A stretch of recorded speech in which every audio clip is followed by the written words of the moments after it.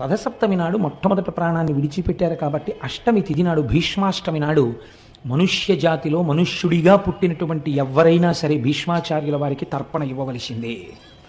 చిత్రం ఏమిటంటే రేపటి రోజున తలస్నానం చేసి భీష్మాచార్యుల వారికి తర్పణ ఎందుకు ఇవ్వాలి అని అడిగారు. తర్పణ కొడుకిస్తాడు. భీష్ముడికి ఒక్కడికి మాత్రం ఇంకెవ్వరికి లేదు ఈ మర్యాద, ఒక్క భీష్ముడికి. ఎందుకు ఇవ్వాలి అని అడిగారు. రేపటి రోజున ఎవరు భీష్మాచార్యుల వారికి తర్పణ విడిచిపెడతారో వాళ్ళకి 2 ఫలితాలు చెప్పారు. పుత్ర సంతానం ఈశ్వరానుగ్రహంగా పొందినటువంటి వారైతే వారు రేపటి రోజున తర్పణ విడిచిపెడితే ఈ ఏడాదిలో వాళ్ళ వల్ల తెలిసి కానీ తెలియక కానీ జరిగినటువంటి పాపరాశిని ధ్వంసం చేస్తారు. ఏడాదిలో జరిగిన పాపాలు ఇంకా ఖాతాలో ఉండవు.